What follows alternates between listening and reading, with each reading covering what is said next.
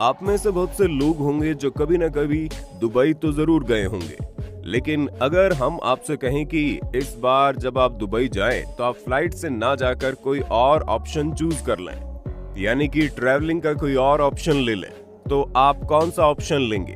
Comment में बताना ना भूलें। कई लोग ये सोच रहे होंगे अचानक से हम इतनी बहकी बहकी बातें क्यों कर रहे हैं। तो दोस्तों, ये बहकी बहकी बातें हम साइंस और टेक्नोलॉजी की वजह से कर रहे हैं, नहीं समझे? चलिए आपको समझाने की कोशिश करते हैं। दोस्तों, साइंस की वजह से वो चीजें पॉसिबल हो गई है जो हमने कभी नहीं सोची थी। ड्राइवरलेस फ्लाइंग कार से लेकर under water hotels, under water restaurant, flying bike और अब अंडर वाटर ट्रेन भी।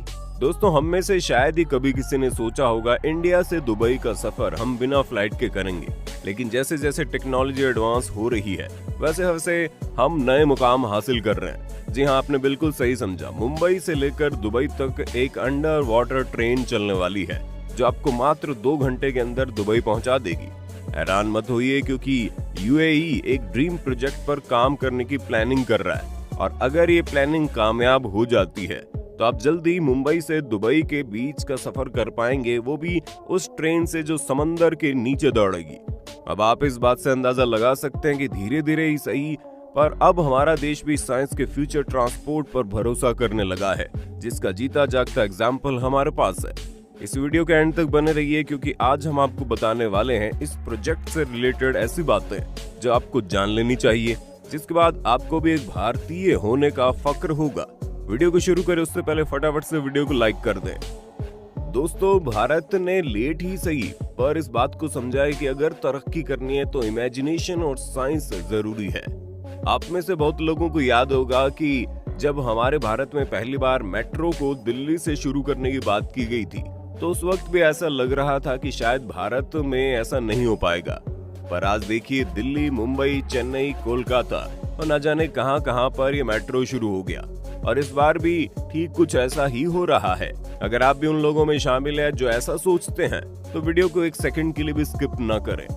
दोस्तों, ट्रांसपोर्टेशन इज ट्रांसफॉर्मेशन, मतलब कि अगर किसी भी देश या किसी भी इलाके को डेवलप करना है तो वहाँ के ट्रांसपोर्टेशन को बदल कर देखिए, और फिर देखिए वो देश या इलाका खुद ब खुद डेवलप्ड हो जाएगा। और कहीं ना कहीं ये बात बहुत हद तक सच भी है।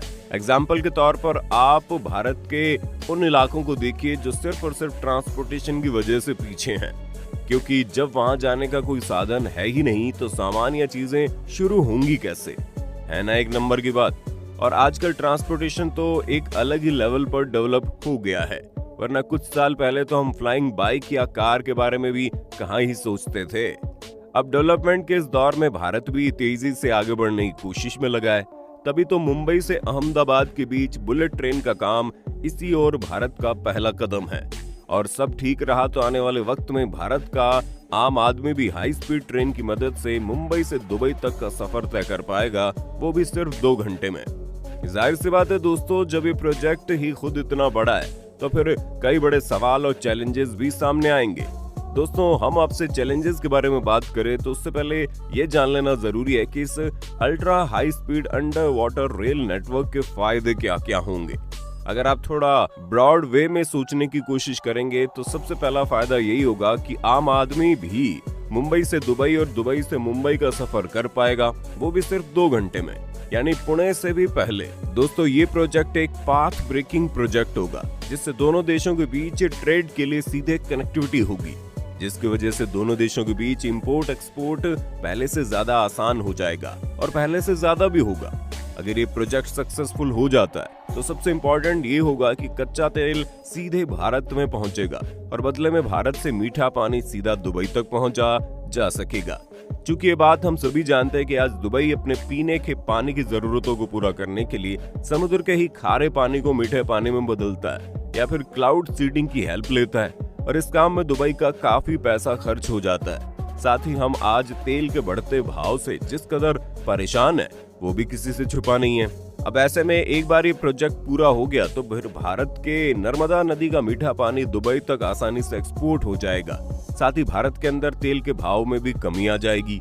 इतना ही नहीं दोस्तों, जिसका शोर आज आपको गली गली में सुनाई दे रहा है, यानी कि बेरोजगारी, वो भी ऑटोमेटिकली पहले के मुकाबले कम हो जाएगी।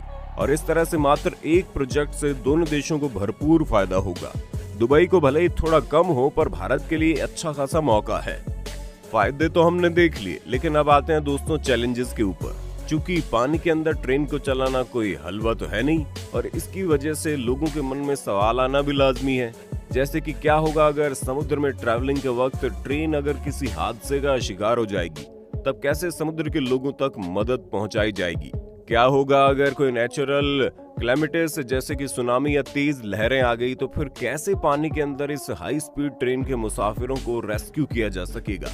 सवाल है तो दोस्तों सेंस वाले, और इसीलिए इन सवालों का जवाब ढूंढना भी आपके लिए बहुत जरूरी है। इसलिए हमारी मेहनत के लिए एक लाइक तो बनता है ना।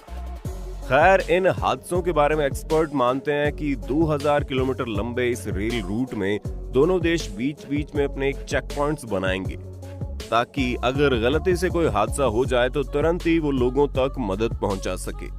इसके साथ ही दूसरा ऑप्शन ये भी बताया गया है कि शुरुआत के कुछ सालों तक दोनों देशों के बीच इस रूट का इस्तेमाल सिर्फ और सिर्फ सामानों के लिए किया जा सकेगा, ना कि किसी पैसेंजर ट्रेन के लिए।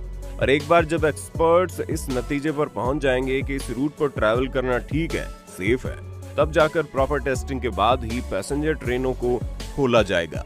दोस्तों, हादसों को तो फिर भी मशीन और टेक्नोलॉजी से कंट्रोल किया जा सकता है, लेकिन बात अगर सुनामी जैसे बड़े आपदा की हो तो इसे रोक पाना अब तक तो नामुमकिन है। पर दोस्तों, इस मामले में भी घबराने की जरूरत नहीं है।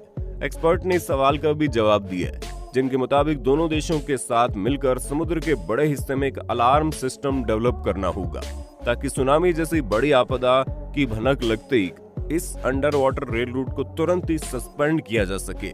पर ये इतना सेफ नहीं होगा जितना लग रहा है, इसलिए ऐसा सोचा जा रहा है कि इस ट्रेन रूट को हाई एडवांस टेक्नोलॉजी की मदद से इसे इतना ज्यादा एडवांस और मजबूत बनाया जाए ताकि सुनामी या किसी भी नेचुरल क्लेमिटिस को आराम से झेल पाए।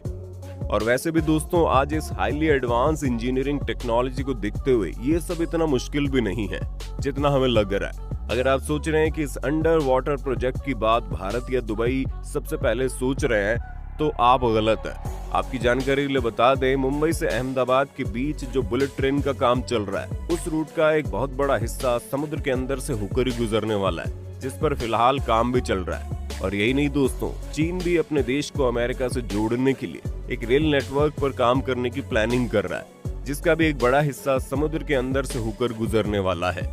चीन के हिसाब से तो ये रेल रूट रूस और कनाडा से होते हुए अमेरिका तक पहुंचेगा। दोस्तों, अगर आपको लग रहा है कि सरकार अंडर वाटर प्रोजेक्ट के बारे में सोचकर गलती कर रही है क्योंकि ये सेफ नहीं है, तो दोस्तों खुद को गलत प्रूव होते हुए देख लीजिए। और इसके लिए आपको जानने की जरूरत है यूरेशिया टनल के बारे में। बता दें, यह टनल इस्तांबुल में बनकर तैयार होने की कगार पर है। आपकी जानकारी के लिए बता दें, इस्तांबुल एशिया और यूरोप के बीच एक कड़ी है जो इन दोनों कॉन्टिनेंट्स को आपस में जोड़े रखता है। भले ही इसके लिए 2 ब्रिज तैयार किए गए हैं जिससे आपस में जुड़ते हैं, लेकिन यहाँ का ट्रैफिक जान लेने वाला है। आम लोगों का वक्त बर्बाद होने के साथ साथ ट्रेडिंग में भी घाटा होता है, और इसी प्रॉब्लम का सलूशन है ये टनल। ये टनल करीब 1.5 घंटे की दूरी को 15 मिनट में तय करेगा। ये टनल 3.4 किलोमीटर लंबा है और इसके लिए पानी के अंदर मौजूद चट्टानों में छेद करके रास्ता बना रहा है। जहाँ ये टनल बनाया जा रहा है वो अर्थक्वेक जोन है, मतलब यहाँ भूकंप आते हैं, लेकिन इसके बावजूद टनल को ऐसे डिजाइन किया गया है कि बड़े भूकंप को भी आसानी से झेल ले। इंजीनियर मानते हैं कि इस टनल को बनाने में जो टेक्नोलॉजीज इस्तेमाल कर रहे हैं वो भूकंप के फोर्स और सुनामी की तबाही को झेल सकती हैं और टनल को कोई नुकसान भी नहीं पहुंचेगा।